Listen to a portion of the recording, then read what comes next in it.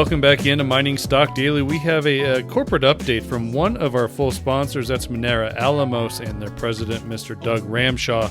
Minera Alamos trades on the TSX Venture with the symbol MAI and also on the OTC markets with MAIFF. As mentioned, they are a sponsor of Mining Stock Daily, and I am also a shareholder. It's always a pleasure to welcome back Doug to the show. Hey, Doug, how you doing, buddy?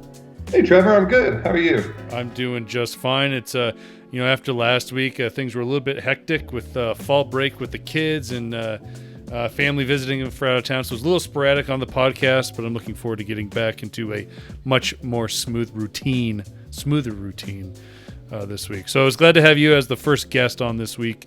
Following up on your news release that you published this morning, not anything, hugely spectacular coming out. Just a quick update on your recent project, Cerro de Oro, which was acquired this year. Give us a rundown on what you plan on doing and what was in this news release this morning. Yeah, absolutely. Well, I mean, met results are never particularly spectacular, but they're really important from a de-risking point. I'm a big believer that when we put out news, it should always be an incremental de-risking event for the company. So, however inconsequential the kind of release like today's was, it actually was very important for de-risking the newly acquired Cerro de Oro project. We knew this going into the deal that this should be a very simple run-of-the-mine open pit heap leach low capital project that we excel at delivering, and what we're doing right now at Santana. We wanted to be able to get out some met data that just shows very nice recoveries in the oxide component.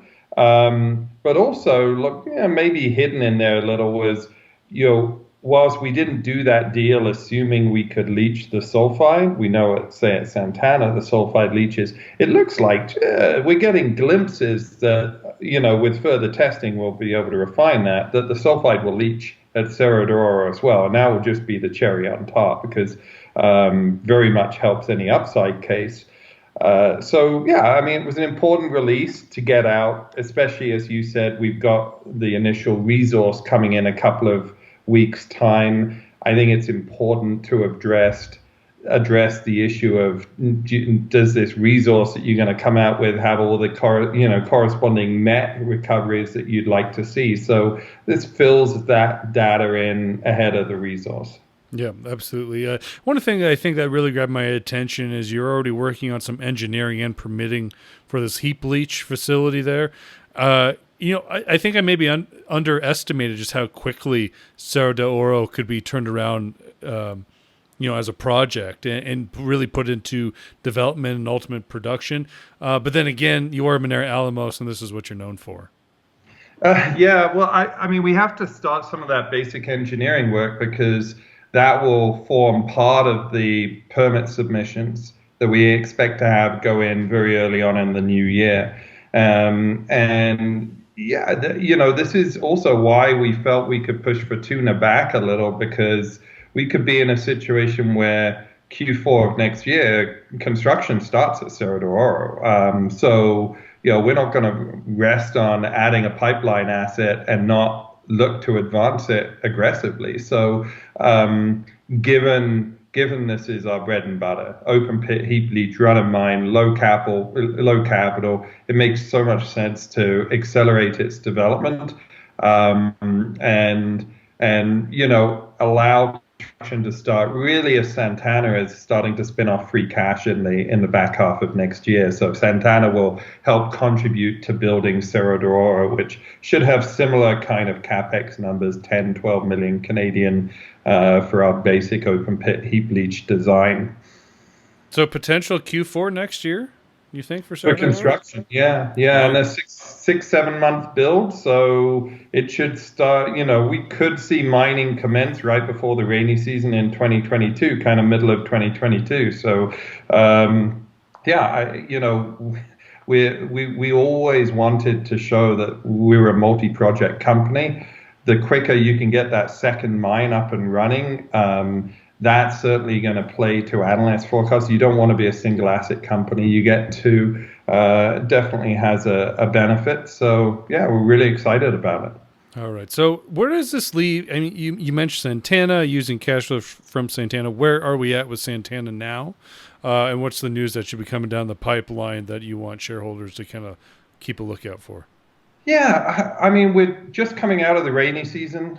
It wasn't a bad rainy season. And so, things still seem on track. We'll probably have an update in November as we have fully come out of the typical rainy season there, just to provide that kind of final guidance as to when we expect construction to complete and mining to commence. And we're, just with Christmas and everything else, it's likely, construction will conclude in January, and then we'll get straight on into mining, and excited for the first full year of production, which will really be represented by calendar year 2021. So everything, it's a testament to the team down there that our pre-COVID guidance was 6 to 8 months construction time. And with the delays in Mexico, with them shutting down all mining and stuff, we really only started construction mid-June fully. I mean, there was some work that was done beforehand. So we're actually on track, even in the world of COVID, to kind of hit that guidance we gave prior to the pandemic. So very happy about that. Okay, so we've got construction updates coming down the pipeline for Santana next month. We have resource updates coming from Cerro de Oro next month. So where does this leave off for Tuna? Well, that for Tuna, the permitting's just wrapping up there. We always want all our projects to at least have gone fully through permitting, so that we can then decide how we sequence the construction. I'm a big believer that however good the Fortuna economics are in that PEA, which were spectacular, it still was based off a 5-year life. So if we are going to push it back a year to bring Cerro de Oro forward, we'll throw some money at exploration around that pit where we know there are extensions to it, as well as remodeling for slightly higher gold prices. And I think Fortuna is better served starting off at a 7-8 year mine life than this very nice high-grade starter pit of 5 years. So whilst it might, be mine number 3 in our sequence, we're not going to sit back and not advance it at the project level during that time. Okay. That's a great update. We are going to follow up with you next month because there's going to be a lot of news to cover from the company. Obviously, we just kind of, putting that out there that be prepared. I think Minera is going to have a lot of news flow between now and Thanksgiving, so that's great. But Doug, I always respect kind of your general musings of the junior resource market right now, and I want to just get your thoughts here of where we're at. We've seen somewhat of you could call it a consolidation in the gold and silver price. It has come down off its highs. Some of that big momentum that we had earlier this summer into juniors has really kind of calmed down. A lot of those junior companies that raise a lot of money are now trading well below those 52-week highs or all-time highs, with some of them even. Where are we at here in this market? Is this more seasonality? Is there going to be more catalyst to play to really push this thing up? What's it going to take? Yeah, on the gold side, we've seen kind of a increased volatility since August. That's not been lost on anyone. I think coming into the elections, gold seems to be moving depending on the state of play on stimulus talks. The reality is at some point there's going to be a stimulus. It's going to further support the move that we've had in gold this year, and I think lead to considerable more gains next year. Overall, the market has responded to that choppiness with its own kind of choppiness as well. But I think a lot of weakness is in a lot of companies right now is when we saw that June move, rising tide lifts all boats. A lot of companies took advantage of that, raised a bunch of money, and we've started seeing, you can almost look where the 4-month holds were coming off on that. So a lot of those stocks weren't able to maintain 52-week highs because they're dealing with the paper and the warrant clipping and everything from from sizable gains from that move in June. One of the problems with doing financings with warrants, if you have really good stock performance, you're inviting profit taking on the common share. So I hope that we see there was a lot of money raised downstream in our sector in the last 3-4 months. And I think what will be nice to see is how that money gets deployed to hopefully drive real underlying value. It was great that there was a market that allowed companies to get some much needed capital in. But now it's going to, that always in the exploration side of things has to translate into fundamental valuation of a company. And hopefully that can be supported with exploration success. The sector needs it.